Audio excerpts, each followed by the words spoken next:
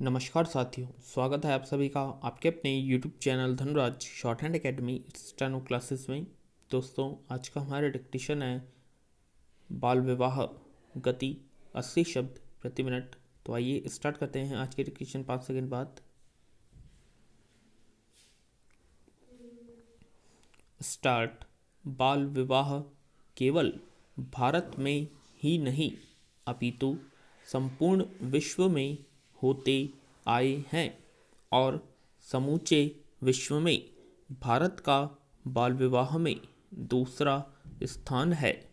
संपूर्ण भारत में विश्व के 40% बाल विवाह होते हैं और समूचे भारत में 49% लड़कियों का विवाह 18 वर्ष की आयु से पूर्व ही हो जाता है।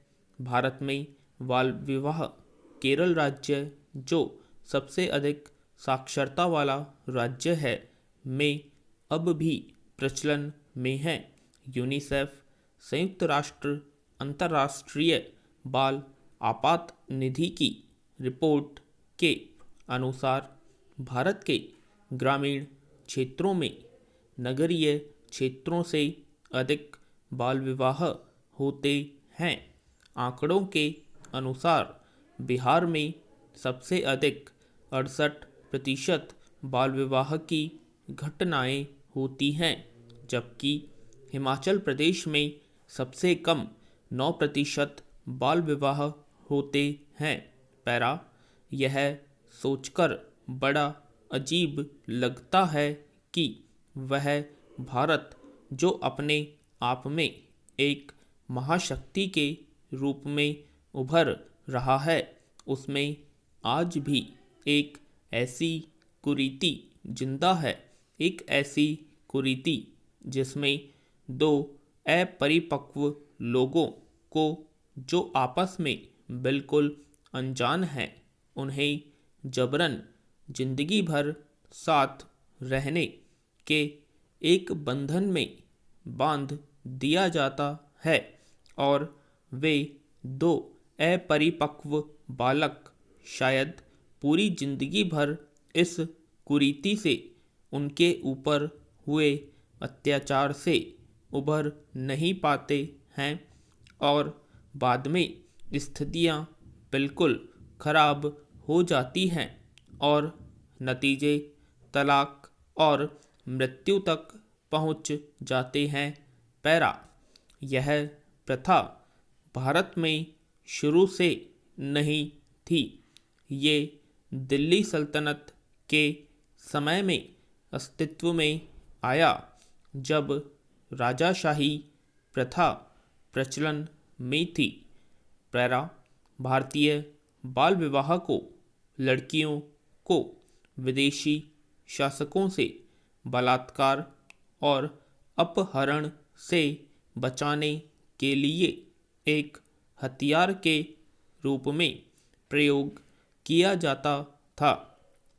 बाल विवाह को शुरू करने का एक कारण था कि बड़े बुजुर्गों को अपने पोतों को देखने की चाह अधिक होती थी, इसलिए वे कम आयु में ही बच्चों की शादी कर देते थे, जिससे कि मरने से पहले वे अपने पौत्रों के साथ कुछ समय बिता सकें। विराम। पैरा, बाल विवाह के केवल दुष्परिणाम ही होते हैं, जिनमें सबसे घातक शिशु व माता की मृत्यु दर में वृद्धि। विराम। शारीरिक और मानसिक विकास पूर्ण नहीं हो पाता है और वे अपनी जिम्मेदारियों का पूर्ण निर्वहन नहीं कर पाते हैं और इनसे HIV जैसे यौन संक्रमित रोग होने का खतरा हमेशा बना रहता है। पैरा, बाल विवाह को रोकने के लिए इतिहास में कई लोग आगे आए, जिनमें सबसे प्रमुख राजा राम मोहन राय, केशव चंद्र सेन, जिन्होंने ब्रिटिश सरकार द्वारा एक बिल पास करवाया। इसके अंतर्गत शादी के लिए लड़कों की उम्र 18 वर्ष एवं लड़कियों की उम्र 14 वर्ष निर्धारित की गई एवं इसे प्रतिबंधित कर दिया गया। फिर भी सुधार न आने पर बाद में बाल विवाह पर लगाम नामक बिल पास किया गया। इसमें लड़कों की उम्र बढ़ाकर 21 वर्ष और लड़कियों की उम्र बढ़ाकर 18 वर्ष कर दी गई।